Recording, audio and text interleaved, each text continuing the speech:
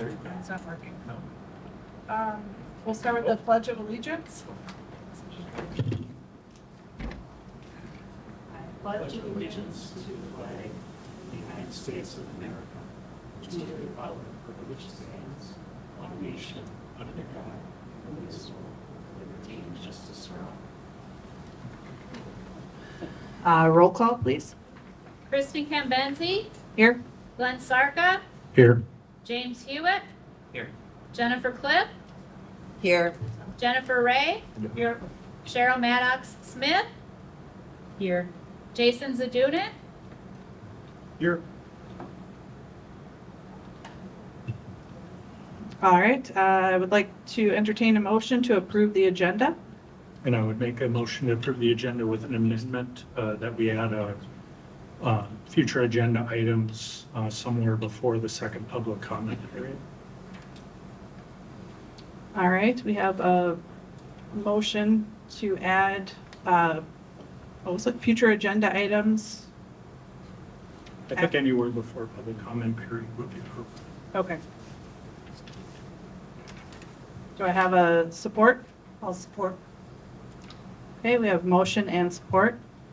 All those in favor, do we need any additional discussion about that?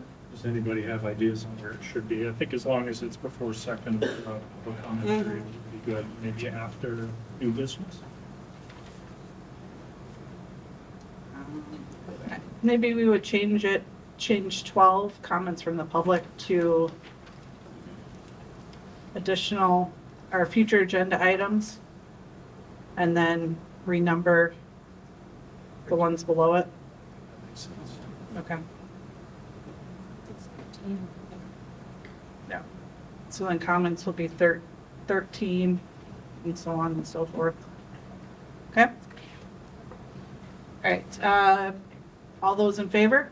Aye. Aye. Aye. Any opposed? Motion passes. All right, superintendent's report. Thank you. Well, word to those that had mic trouble, if you just press down on it and hold them and it'll turn red for you, then you can switch back. I learned my experience with the health department technicians. Anyway, just a couple items from me before I turn it over to Mr. Landman for the budget. First, I wanted to give an update on 98B, which is required as part of that particular grant. And this is going to be brief, just a bird's eye view, 20,000 foot view of achievement and growth since the last time I reported, which was in February. This is these same goals that we discussed in February, looking for growth in math and reading from fall to winter and fall to spring. Based on the NWEA, some of these graphics are aggregate from Unetrics and incorporate a lot of different specific areas. This particular graph is the overall performance from 1 year to the next. And for me, I'm looking particularly at fall to fall, winter to winter, and spring to spring. And you can see that we have seen growth from 21-22 to 22-23 in all three testing cycles. And that's a good sign. I also, in the past, have made note of some of the trends in the data as they relate to COVID. Prior to COVID, we would be looking at 2018, 2019, and based on some of my analysis, I saw that really the impact of COVID we saw brought us back in many respects to about that time frame, or at least that was before the impact of COVID. So in 22-23, we're starting to reach some of those marks again. You can see the fall and spring scores are near what they were in 2018, 2019. I guess in a nutshell, what I'm saying is, without being able to prove it, I see there's reason to believe based on the data that we're starting to recover some of the lost ground from COVID. So hopefully that makes sense. Similar trends in math and reading. This is math, slightly bigger jump from 21-22 to 22-23 in math than in reading. But the trends are fairly close to the same. I like to look at the percent difference in the average RIT score. This is performance. We'll talk about growth in a moment. One of the metrics I like to see is this 7.74%. That's a percent growth from fall to spring. So that's pretty good. Similar with reading, you'll see similar type of improvement. That fall to winter test, there typically has been regression from fall to winter with our testing. So that's become a pattern that I've noticed over the years, and when that continues, but again, the uptick in the spring testing is a good sign, and the fact that we've surpassed where we were in 2018, 2019. Another assessment, this is growth. This is a normalized test, so you're looking at a lot of students, so your average is 50%.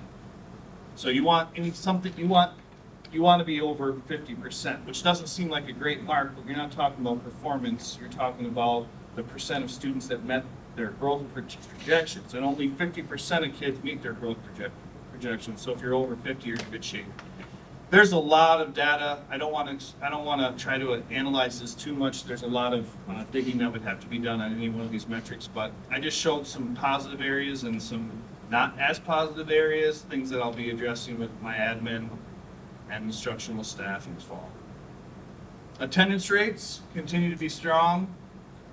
I'm pleased with the overall patterns that we've seen in attendance data. I presented this similar types of graphics to the board in the past. These dates are, I guess you could consider a random sample. These are board dates. I thought that's an objective criteria, just a random criteria, but an objective criteria for when to look at attendance on any given day. And overall, the trends are pretty solid. I want to talk just a little bit about what we're doing to address student achievement, which of course, today's day and age in education is more than just academics. I've spoken with the board and the community and our staff at length about addressing more than just academics, but also the social, emotional, behavioral well-being of our students. Again, looking at it originally through the lens of COVID, and now moving forward in the post-COVID era, and how we can continue to surpass where we've been in the past and meet kids where they're at, coming to us, knowing they're coming to us with myriad needs. But what's been done, partnerships with Marisa, NMU, Carey team was from the University of Minnesota. They were the folks that did our audit. We brought on a student achievement coordinator. When I first came on as superintendent, instructional coaches last year for the first time. That was a game changer. Free summer school, free tutoring. We have over 300 kids in this building every day, not every day, Monday through Thursday in the morning, that we're providing 2 academic classes, math and reading, and then 2 enrichment classes along with breakfast and lunch. Over 300, and it's grown tremendously. And I'll spare you the details, but it's an enormous effort, and we have a great team. Kathleen Stiles, a great team of teachers and support staff that are making that possible. Many early childhood education supports. We brought in a brand new assessment and progress monitoring tool that's been a long needed addition to our assessment framework. The one-on-one initiative has been in place for quite some time. Curriculum resources, social emotional supports. We went from 2 social workers when I came on, now we have 5 social workers. We have full-time elementary counselors in place, and a whole host of other resources that I'd love to talk about, but I want to make sure I leave Jim plenty of time. The sinking fund being renewed was certainly helpful, extremely helpful as we managed the over 700,000 square feet of facilities, and JK in every building. Again, this year, I can say now that we've started to map out kindergarten, and that was something we talked about for a long time. The last 2 years, it's been a reality. And talking about early childhood supports, that's one of the best supports I can think of for that pivotal or that crucial age. What's happening now, what's already in place, we've been more intentional about strategic planning. I mentioned the assessment framework. These tools are still in development. We're bringing on something called EduClimber, which is certainly from what I can tell, an answer to a long-desired resource for educators where they have a platform, a dashboard where that they can pull academic data, they can pull achievement data like the NWEA, the MSTEP, PSAT, SAT data, they can pull attendance, they can pull grades, they can pull discipline, and they can pull social emotional learning screening data that we're building into this new dashboard and have that work as an early warning system where we can flag students on any one of those factors at a broad level, either administratively or maybe our title teachers, our instructional coaches, and be able to hone in on whatever that particular area is, or I should say, whatever a student's particular need is, and then, as importantly, trying to build the framework of interventions to go with that early warning system so that we know exactly what that menu or what the best course of action is to help respond to whoever that student's needs are. We've done a lot with PD, Title II stipends, district-provided PD. I mentioned the early childhood supports. We have a variety of social emotional learning curriculums in place, including trails at our secondary level. PLC process as part of MTSS implementation. I'll mention that here again briefly. Curriculum mapping, instructional planning that we're being much more intentional about. Community forum to address student wellness. Our board members, some of our board members are part of that effort, and we're making some progress on some pretty phenomenal goals that I'll wait to announce when we know for sure. But I'm looking forward to announcing some of the fruits of that labor. Going around to faculty meetings, I've made this year, the second year, I've made trips to every building faculty meeting to give them an update on many of the things I've already mentioned. Collective efficacy, we had Jenny Donahue in last week, internationally known expert on collective efficacy, which is our focus for professional development next year. So that was amazing. Jenny did a great job. Problem-solving process kind of goes along with the early warning system, MTSS process guide, grow your own. I'm still waiting for word on Talent Together, which I've mentioned to the board in the past. And I literally have a blurb that I'm ready to send to staff as soon as we get the green light. So if you got any pull with MDE to get that approved, I'm sure there's other folks in the audience that would like to know as well. That would be great to be able to deliver that message to our staff. Okay, improved communication, going around to service groups, boards, commissions, financial commitment to implement MTSS. Jim's spoken about that in the past and will again tonight, putting our money where our mouth is. And then I'll just say moving forward, much of the same along with more fidelity in regard to PD, professional development, a 3 to 5 year plan. I mentioned some of the goals of that 3 to 5 year plan. Collective efficacy is this year, curriculum mapping also this year, and then starting to get into positive behavior intervention and support and social and emotional learning in years 2 and 3. So, just a quick note on MTSS. It's systematic, it's comprehensive, it is based on data and best practice, aka research, and it's, to me, the best way to leverage all the resources available to ultimately meet the needs of the students. Again, more than just academic, also social, emotional, and behavioral, the holistic approach, if you will. Okay? So that's just a quick note on our 98D funding. That's addressing learning loss. And I think we're doing a pretty good job using the money for what it was intended for. One quick note on facilities before I turn it over to Jim. Zach, I have a quick question about NWEA. You had noted that second testing cycle that usually falls anywhere between end of January, end of February. Pretty historically, you see a dip for a variety of reasons. It's a helpful time to assess because of the nature of NWA. It really shows you exactly what specific target area for each kid. Have we considered going to a 2 cycle, which is an option?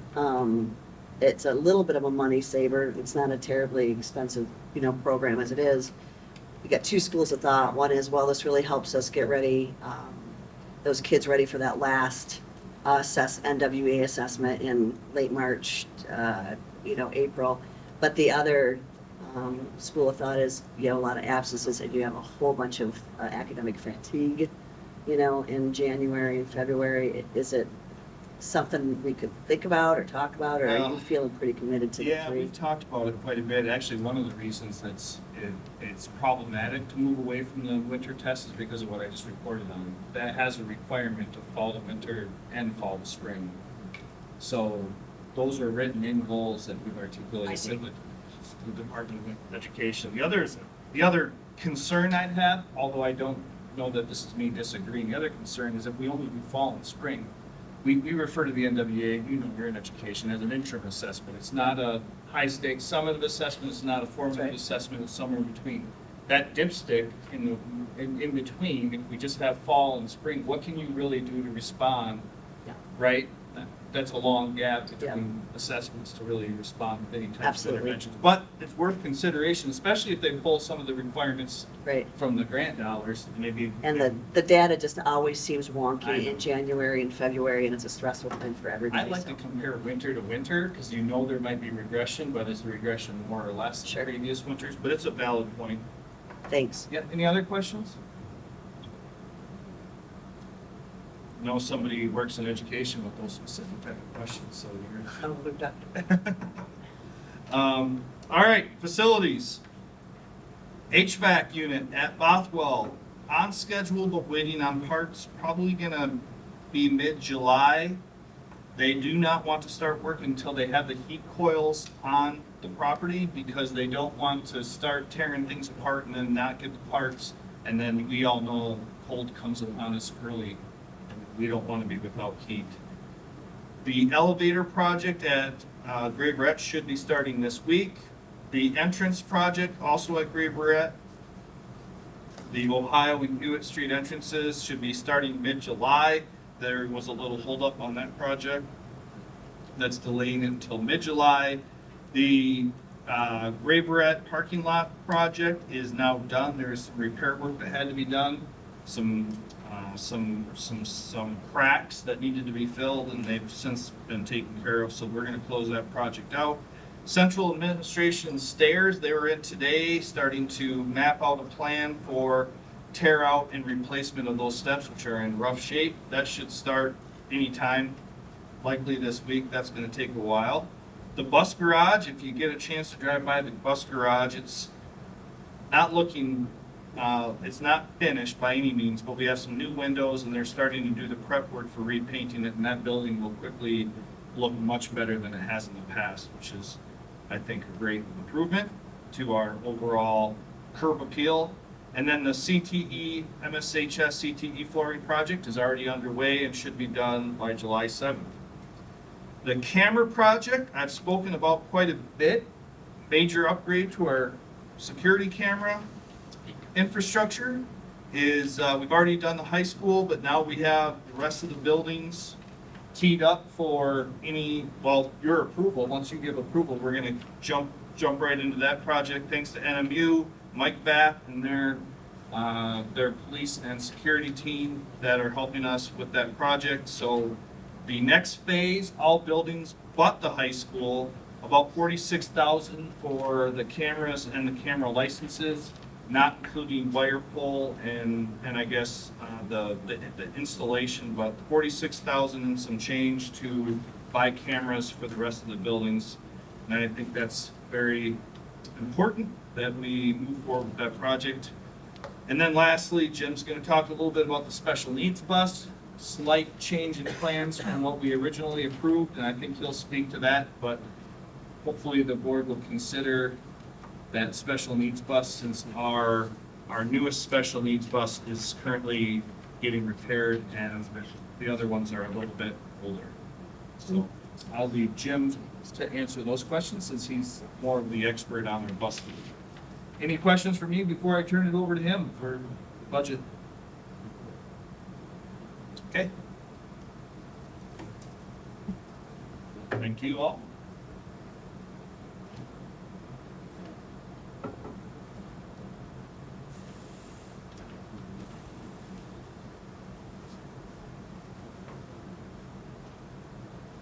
below, I think I'll. Actually, this is out.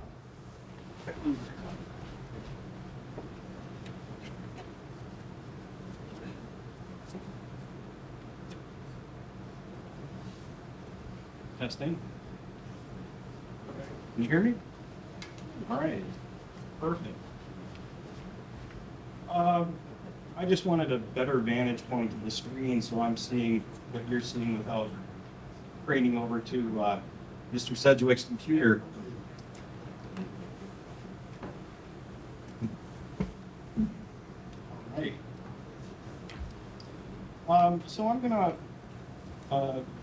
this evening present the 22-23 final budget amendment and the 23-24 proposed budget. So I'll be covering 6 and item 7E on the agenda simultaneously this evening.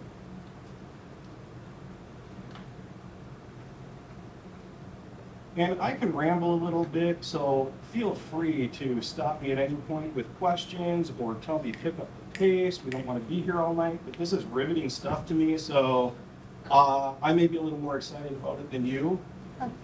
So, looking at the first slide, we have our property tax and millages with some historical comparisons. 23-24, we're proposing 18 mills for our operational millage, 6 mills for commercial personal property, and 0.9336 mills for sinking fund, and 0.42 mills for the debt. How much are we spending on a new sound system? New sound system, that is not in the budget. It is But we actually. should amend the budget. So those are the same rates as last year, with the exception of a slightly lower rate for the debt millage. Basically, we want that millage to represent what we need to bring in to cover the debt payment. So that's going to fluctuate from year to year.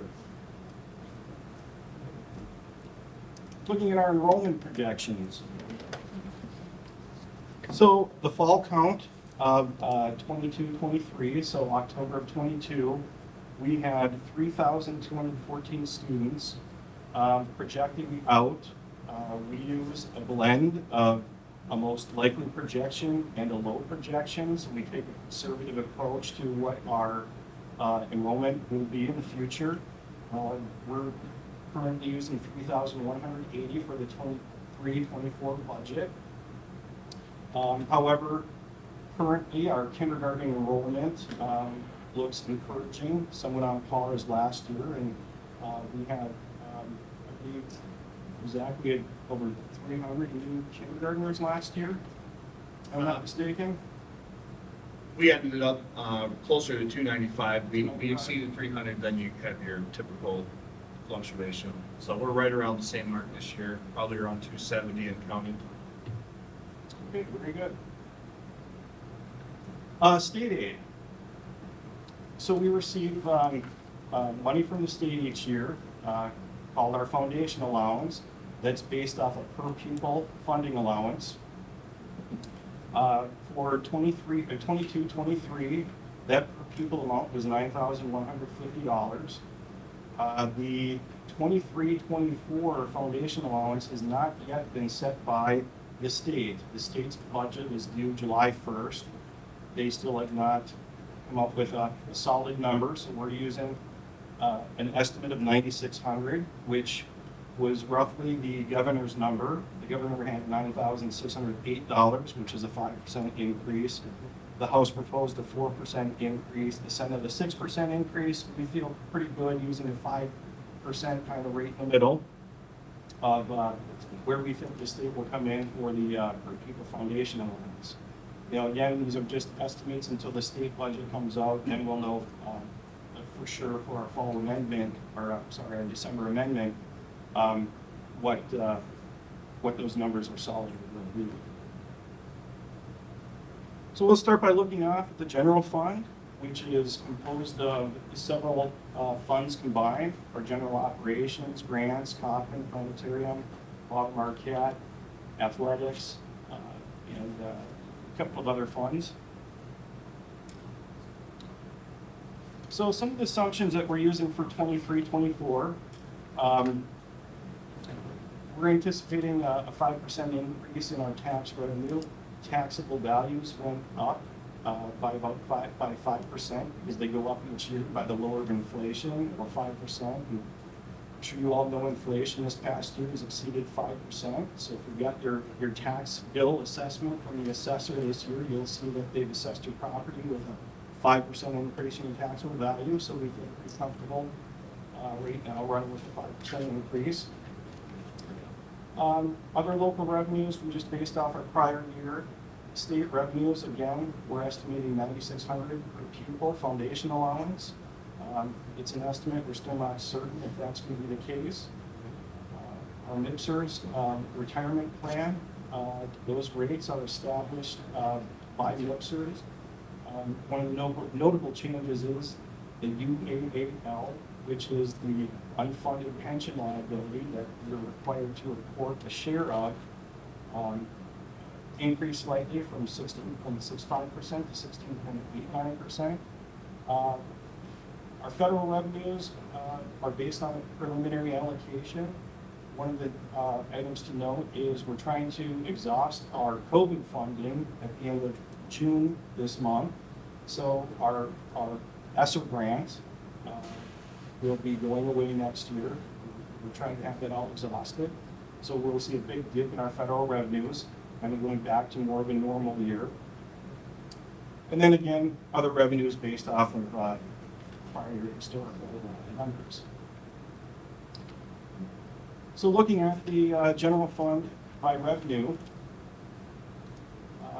22-23, we have $45,915,000 in revenues. We're looking at $43,705,000 for 23-24. Part of that is we're anticipating an increase in revenues due to the special ed millage that was passed this year. So we're looking at about $1.5 million increase from that. And that's going to be phased in. So this first year, we're not going to receive our full allocation. By the 24-25 year, we should be receiving a full amount of the special ed funding increase. And you can see our federal revenues from 22-23. We're looking at $4.2 million, and that's dropping to $856,000 for 23-24. Again, largely due to our COVID dollars.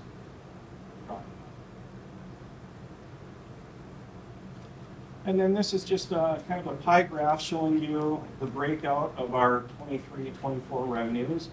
The blue is our state funding. As you can see, that's the largest share of our revenue, followed by the pink slice of the pie, which is our taxes and our special ed millage.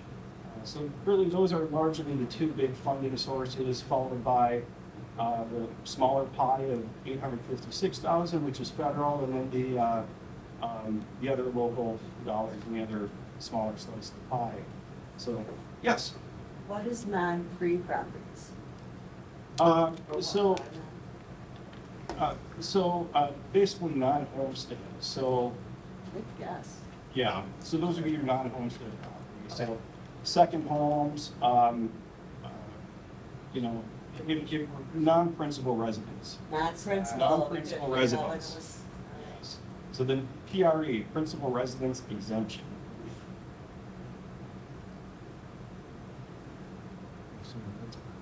So looking at the expenditure side for 23-24,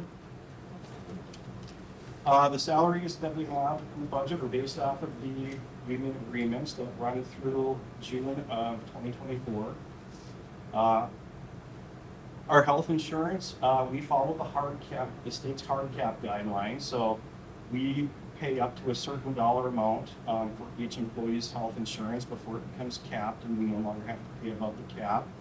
That cap is increasing by 4.1% over the 22-23 rates. Again, I talked about the MIPSers rates. Overall, we have no programming changes from the 22-23 year. Everything's been left intact. We will be discussing school buses.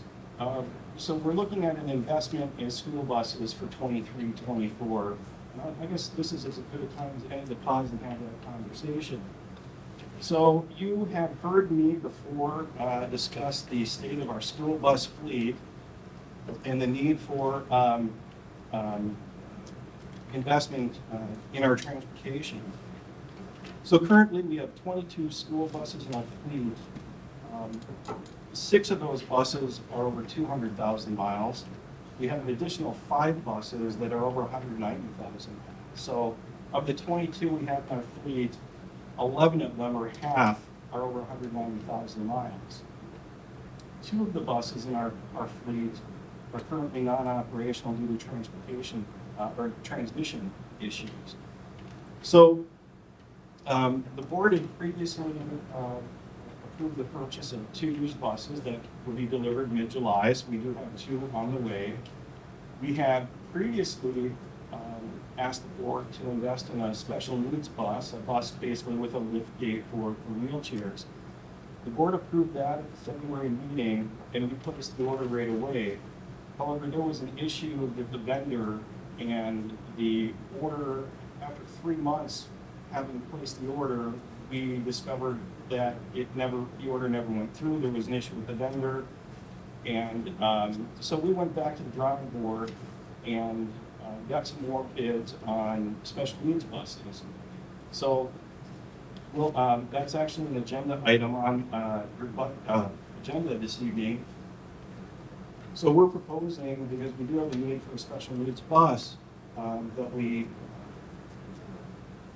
purchase we're going to recommend the purchase of a new Bluebird bus for $135,267 from Holland Bus Company. They believe they can deliver in the fall. So rather than the other vendor, we were looking at more than a year lead time and a much higher cost. So we'll be bringing that recommendation this evening. Having said that, we're also going to be reserving some other monies in the budget through fund balance so that we can continue to invest in transportation in the 23-24 budget because there still is a need for busing. As you know, rust is a major issue up here, and a lot of our buses, in our oldest bus in the fleet, we have 2 dating back to 2006. We got 2 from 2007, 2008. So rust has become a major issue for buses as well. So we just need to keep reinvesting in the fleet. And then other expenditures, again, were based off prior year and historical trends. So looking at general fund expenditures by function, overall we're looking at $44,285,000 for 22-23. We're looking at $44,401,000 for 23-24. Instruction, we have 24.6 million going up to 25.9 million. Supporting, which is about a 5% increase over the prior year. Supporting services, we're looking at 17 million, going up to 18 million. That's about a 6% increase. And then transfers for 22-23. The most significant part of the transfers is we're looking at transferring $1,950,000 out of the general fund into the capital projects fund. $150,000 of that would be for the one-to-one initiative, and the remainder would be as a backstop for future projects or emergency repairs. We do have an aging infrastructure. The example I keep going back to is the boilers here at the high school are from the 1960s, and at some point they are going to give us some trouble.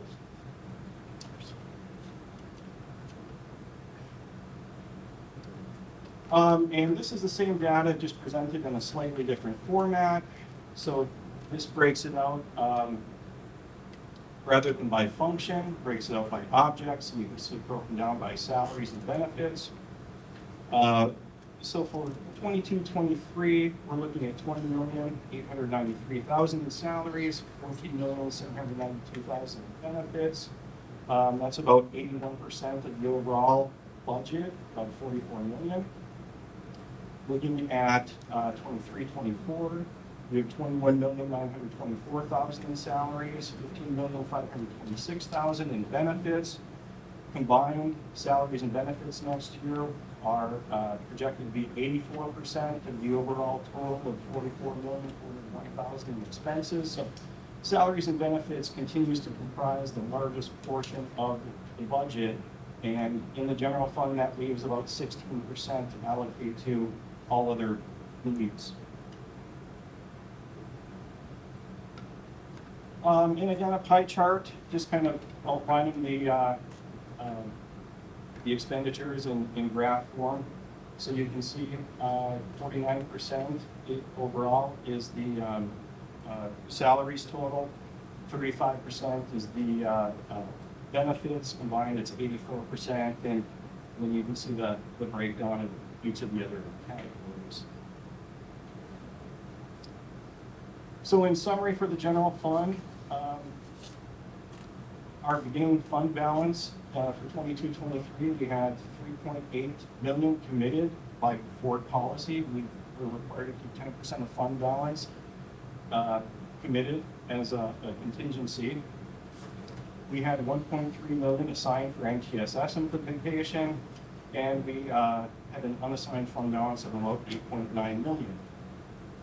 For 22-23, we're looking at adding 45 million in revenues, 44 in expenditures, resulting in 4.4 million that will be committed with policy, 1.3 million set aside for MTSS implementation, 881,000 set aside for the school bus needs for the 23-24 year, resulting in 9.1 million in unassigned fund balance at the end of 22-23.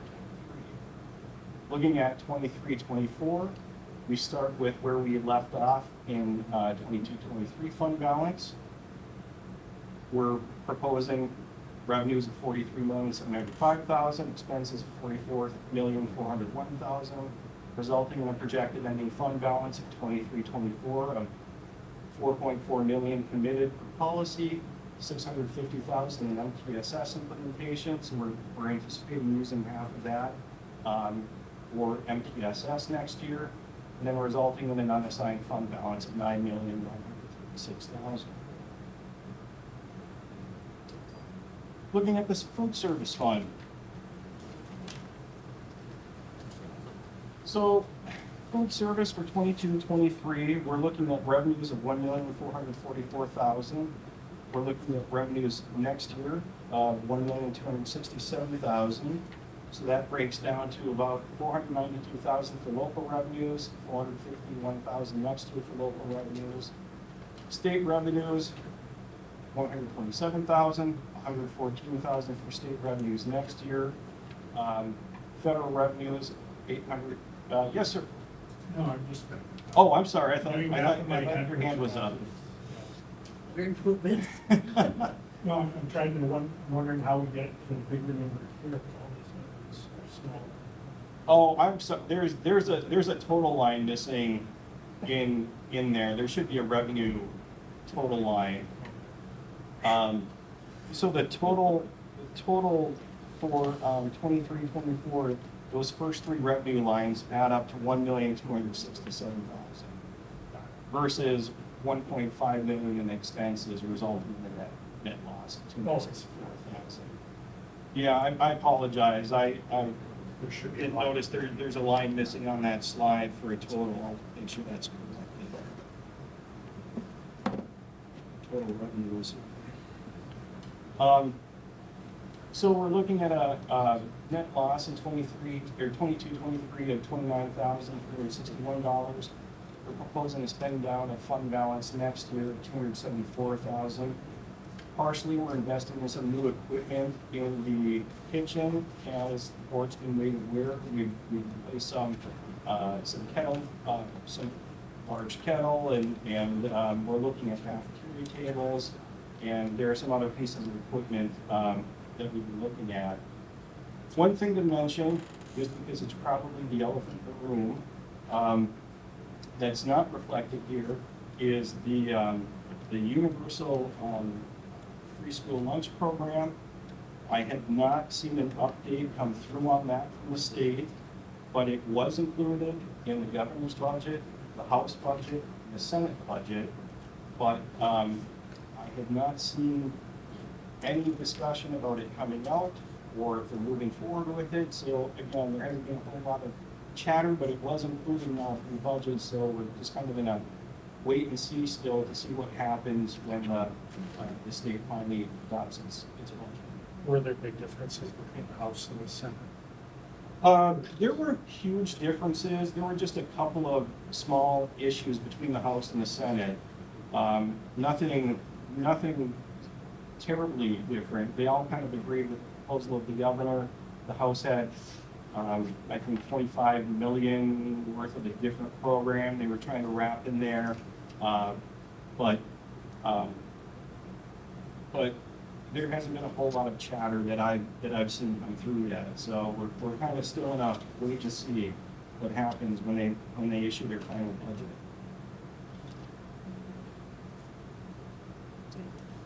So looking at the food service summary, 22-23, we started with a beginning fund balance of $795,000. We're projecting revenues of $1.4 million, expenses of $1.4 million, ending fund balance of $765,000. Looking at 23-24, we're looking at revenues of $1,267,000, expenses of $1,541,000, resulting in an ending fund balance of $491,000 in our food service fund. Moving on to debt service. So with our debt service, basically this fund is just to collect the taxes and from the millage to fund the bond. In 2016, there was a bond taken out to fund various projects, including the athletic field. So we just collect taxes each year and then make the bond payment. So for 22-23, we took in about $620,000 in taxes. We had the bond payment expenditure of $640,000, so spend down of the fund balance of $19,000. Looking into 23-24, we're anticipating capturing $571,000 in taxes. As you may recall from an earlier slide, we dropped the millage on the bond from 0.48 mils down to 0.42 mils, I believe it was. So we're going to capture slightly less. We're going to have about $650,000 in bond payment. So we're looking at a spend down of the fund balance there at $78,000. And you'll see that here. So, and then by the end of 22-23, we had an ending fund equity of $150,000. We can capture a little less tax for the bond. We'll still should have about $71,000 in ending fund balance in the debt service fund. Capital Projects Fund. So looking at the Capital Projects Fund, few things to note. Due to the increase in interest rates, we've seen the interest that we've been earning on the funds go up. So the local revenue, that $37,000, is pretty much all interest that we're currently earning in that fund on the cash invested. As I mentioned previously, we're looking at a transfer in of $1,950,000, which would result in a net income of $1,987,000 this year. For next year, we're anticipating interest rates to be at the same level. The Fed a couple of weeks ago did not raise interest rates, but have signaled 2 more possible interest rate increases before the end of this year. So we feel pretty comfortable that revenue is going to be at least that amount. For 23-24, we're looking at transferring in another $150,000 for the one-to-one initiative project, which is supplying computers for students. The last 2 years, we've had grants that have covered that cost. We have $100,000 in expenditure in the 23-24 budget. That is tentatively placed in there for the camera project that we're proposing this evening. So next year, we're looking at a net income to capital projects as it stands at $87,620. Looking at the fund balance, we're looking at this year an ending fund balance in capital projects of $3,136,000. Next year, we're anticipating $3,224,000 in the fund balance. The sinking fund. So the sinking fund, again, we have a millage that was approved by the voters, which takes in between 1.1 million, 1.2 million in revenue each year for funding projects within the district. As you know, we do have a need for our facilities. So for 22-23, we're looking at revenues of 1.1 million, expenses of 686,000, resulting in the net income of 474,000. As Mr. Sedgwick said, those expenses in 22-23 were largely the Grave Wreck project, parking lot project. We did some smaller projects like the boiler, the pool boiler over at the high school. And then some of those costs for the elevator project and some of the other projects that we've started in 22-23 are also in that amount.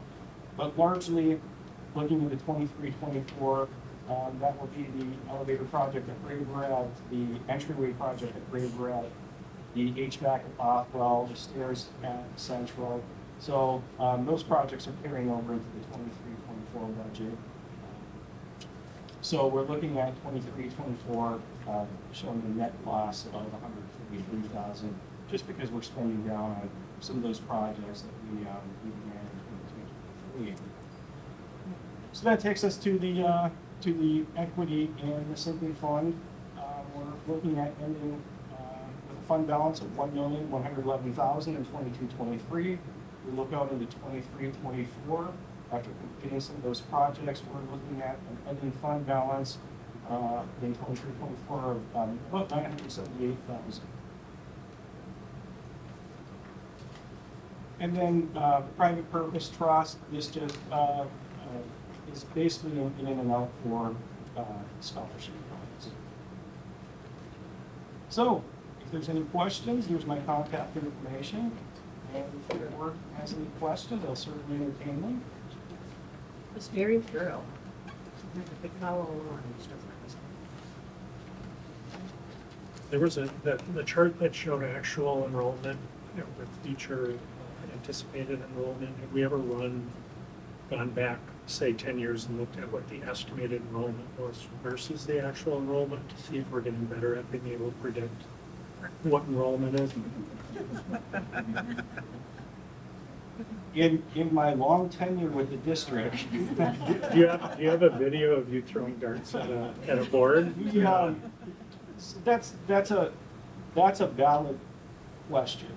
So we have a third party that we contract with, and a lot of districts do, to run these projections, and they look at a myriad of data. Birth rates, death rates, housing,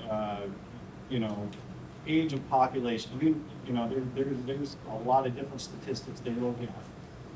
And again, they give us several different numbers. They give us high projections, medium or most likely, and then lower end projections. And we kind of take, again, budgeting, we want to take a conservative approach, so we tend to blend the most likely with the lower end projection to come up with what we use. We do have that data, and we can go back and look at it. So that's certainly something we can do. Are we getting our money's worth when we're asking for this fancy projection? It is a very inexpensive cost. Okay. We're talking the amount of work involved. It's very reasonably priced. But remember, it's only, I want to say $100. It's not very expensive. But we do have that, and we can. I could actually layer on here for future reference what our past enrollment projections were versus what the actual law. I think that's helpful Yeah, because that would it's be good bad for data people to know presented. why we're making decisions and what it's based on. Certainly, that wouldn't be bad data to present. Good question.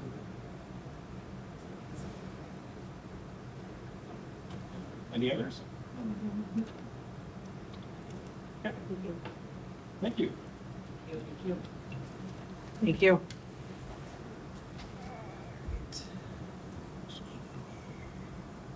All right, next would be comments from the public on the 20, oh, no, We need to actually consider the amendment to 22, 24. oh, sorry. We gotta back up, because he kind of overlapped into some of our agenda items.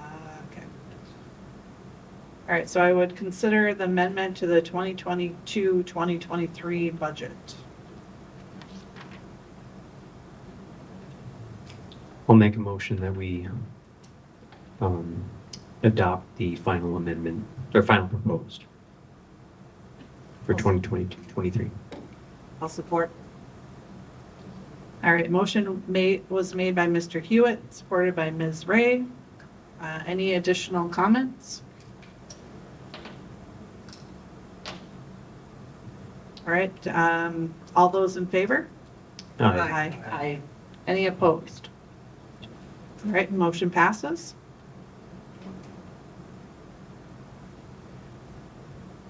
Okay, so then, And I'd also make another motion to approve the original proposed. Oh, later? I'm sorry. Never mind. We do want to make sure that the public, if they want to make any comments on the 22, 23, on the 23, 24 budget, has an opportunity at this point too. It's actually the third time that they can comment tonight. This would be something they wouldn't have had to fill out a slip. okay. So if anyone from the public has any comments on our 2023, 2024 budget, now would be the time. Okay. Seeing none. Now we will move on to comments from the public, agenda items only. And I do not have any slips for that. So then we would move on to the consent agenda.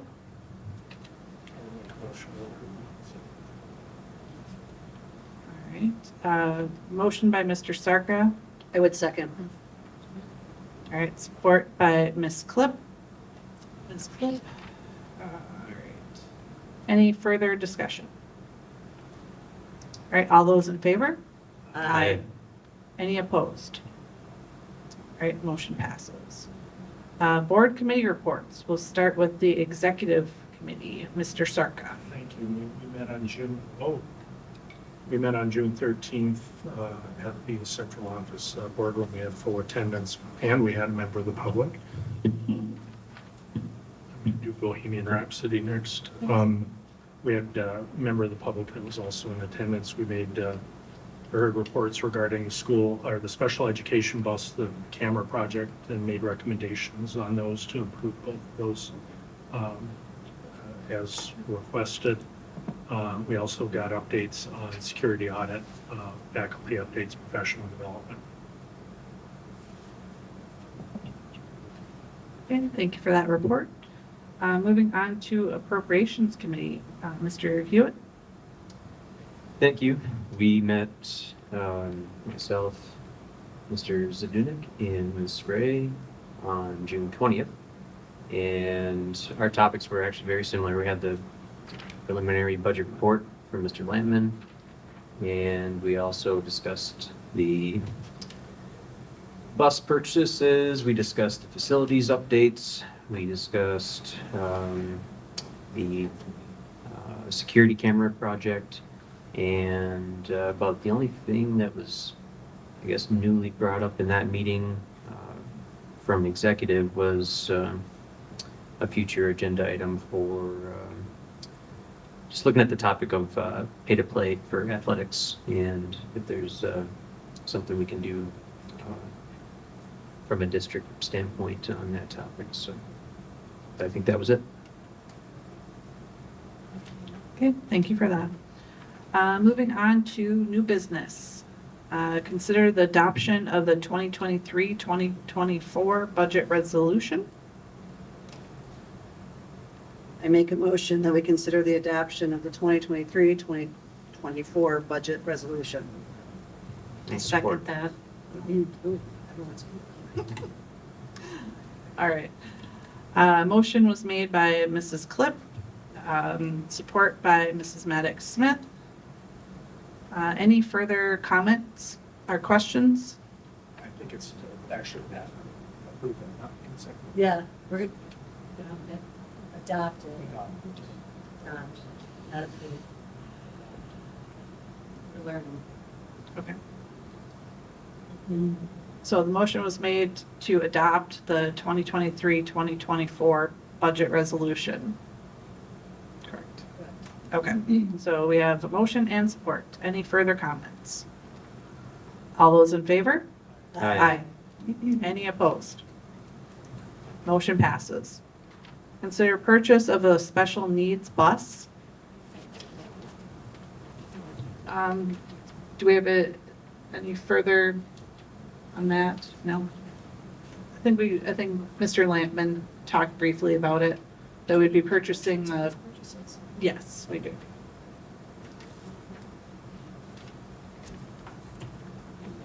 So I make a motion to approve the purchase of a special needs bus.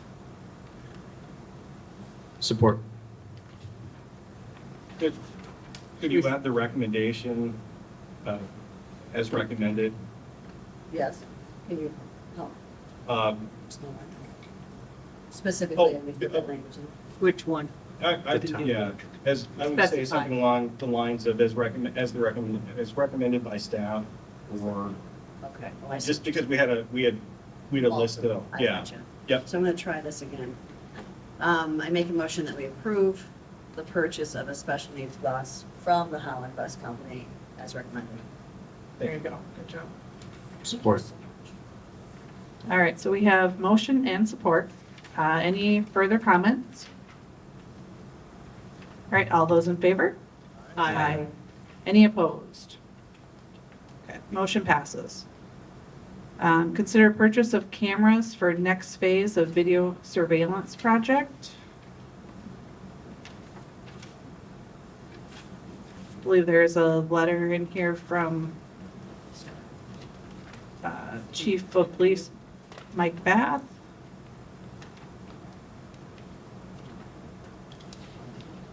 Mr. Cedric, do you have anything further on that at all, or? This one should be pretty straightforward, just as indicated in the letter from Chief Bath, we wanted to allude to that letter, otherwise there's only one bid.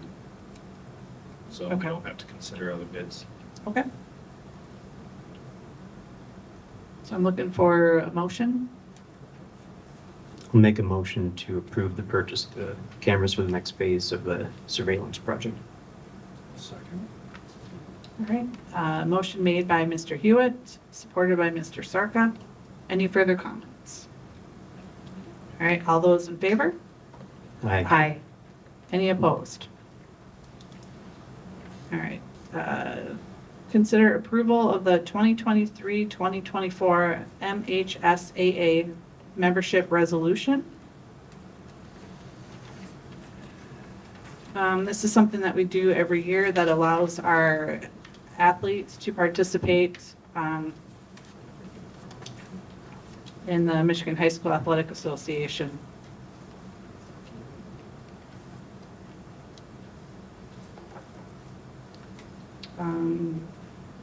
I would entertain a motion. I'll make a motion that we adopt approval of the 2023-2024 MHSAA membership resolution as stated. I would support that. All right, we have a motion made by Mrs. Clip and support by Mr. Zadunik.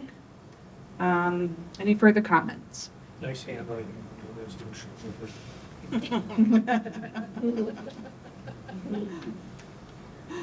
All right, all those in favor? Aye. Any opposed? All right, set board meeting dates for the remainder of 2023. Oh, wait, oh, sorry. It looks, They look similar. Consider MASB membership and legal trust fund renewal.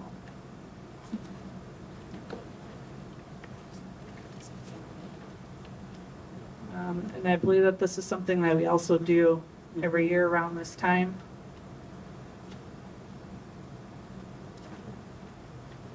It offers the district discounted rates for legal counsel. Right. Yeah. And training. So I'll make a motion that we renew our MASB membership in legal trust fund for 23 and 24. I'll second. All right, motion made by Mr. Hewitt, support by Mrs. Clip. Any further discussion? All those in favor? Aye. Any opposed? Okay, now set board meeting dates for the remainder of 2023.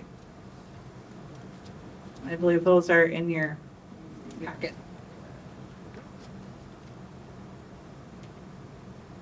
So we just have to approve the suggested.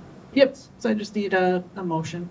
Make a motion that we approve the suggested dates as listed for the remainder of the 2023 fiscal year for the school board meetings. Okay, I have a motion, do I have support? Calendar. Sorry. I'll support. All right, motion made by Mrs. Clip, support by Mr. Sarka. Any further comments or questions? All right, all those in favor? Aye. Aye. Any opposed? All right, motion passes. Designate depositories for school funds.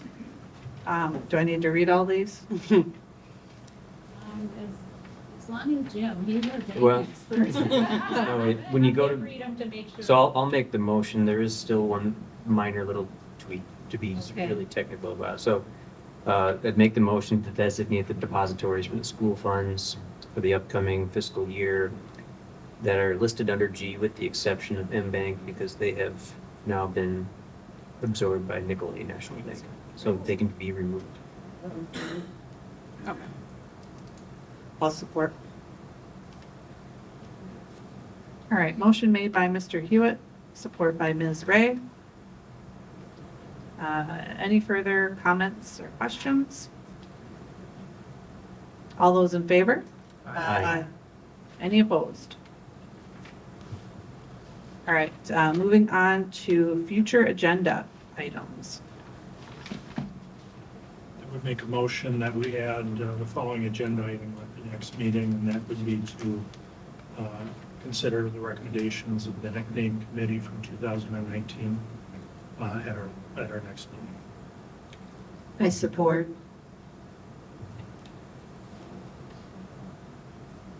All right, I had that in stereo. So, Yeah.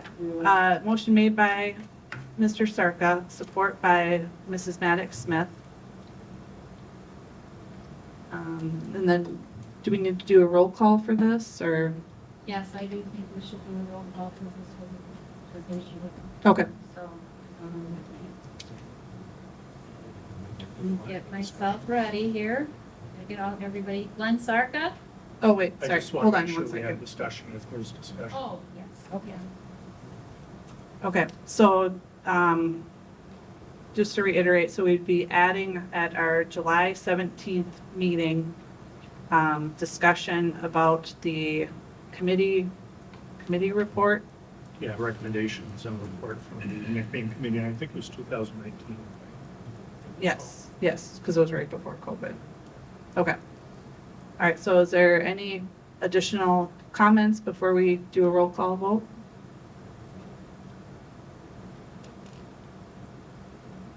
I make some comments at the end. Okay. So any further comments regarding this? Okay. Hearing none, we'll move to a roll call vote, please. Glenn Sarka, Aye. James Hewitt, No. Jennifer Cliff, Aye. Jennifer Ray, Aye. Cheryl Maddox Smith, Aye. Jason Zadunik, No. Kristen Kembenzi, Yes. Okay, so motion passes 5-2 to add it to the future agenda. All right, comments from the public, general. We have one, sorry, Mr. Doug Garrison. I have nothing. Thank you. Okay. All right, gifts and bequests, donation from Kaufman Foundation of $1,000 for landscaping at Graveret Elementary School and Kaufman Fields. Donation from the Kaufman Foundation of $5,000 for Coats for Kids program. Donation from Kaufman Foundation for $5,000 for JJ Packs. Thank you very much for your gifts and bequests. Board member comments. We will start with Mr. Zadunik. Well, it is tremendously disappointing to hear another motion by Mr. Sarka to look at once again, re-engaging what amounts to be a very community divisive issue. Our school name has been debated recently, reviewed, ultimately culminating in a survey that was sent to the community, which costs thousands of taxpayer dollars and district dollars. The community spoke as a result of that survey. Over 65% of the community is supportive of our school name. And now Mr. Sarka and some other board members wish to once again divide the community over this issue. This motion is going to, unfortunately, for our next meeting, is going to overshadow the great work of many of the Market Area Public Schools staff members on what amounts to another successful school year. So that is very disappointing.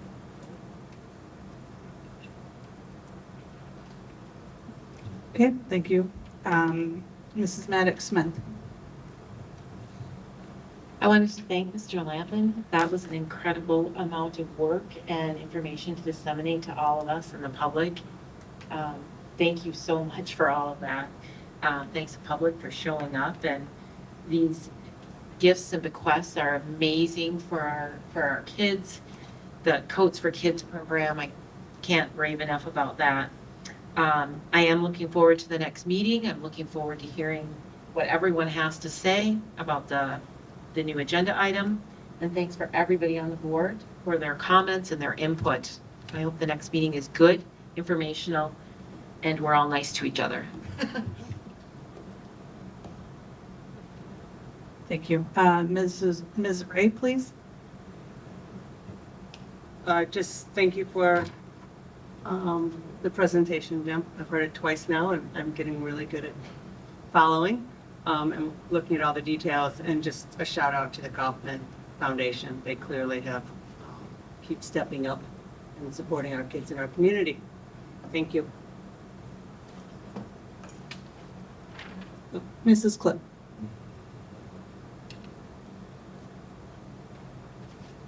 Again, thank you to Mr. Lampman. This is, as many other people pointed out, this is an enormous amount of work, and to present it in a way that's digestible as a third year on this board, I want to tell you that every year, probably primarily because I'm served longer, but also because of your work and diligence and thoughtfulness in the presentation, willingness to answer questions. I really appreciate that. And again, Kaufman Foundation continues to serve our school community selflessly and generously. This month alone, we're looking at what accounts for $11,000 worth of donations, all of which go, I shouldn't say all of which, B and C, Coats for Kids, and the JJ Pack go directly to our most vulnerable kids. And that is actually why we're here. So thank you so much to the Kaufman Foundation. Mr. Hewitt. No further comments. Mr. Sarka. Mr. Lampin, I just want to Always get back there, just the fact that you invited people to tell you to slow down, hurry up, and we let you just geek out on the budget. I think shows you how much support you have on this board for the work you do, and it's really good to see whenever anybody does a budget like that. All I can think is of this massive like Tetris game where you're trying to get things in the right slots and moving things around and constantly having to kind of react to changes in funding and everything. So we really appreciate that, and breaking it down in a way that is understandable is very helpful as well. I don't know what we would do without the Kaufman family. You know, they've made their impact in so many ways in the community, and every year we are reminded of what they continue to do for the community. You know, a lot of members of the family have moved on and moved away, and they still look back to Marquette and make sure that we're taken care of, and that's really, it's a great feeling, and we're very fortunate. And that's it. Thank you.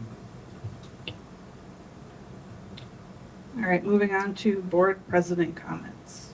I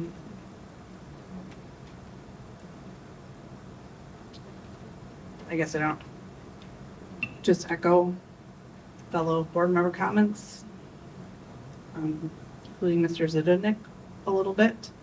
I think that we do need to have a discussion about the committee report and about the survey that we had done, and hopefully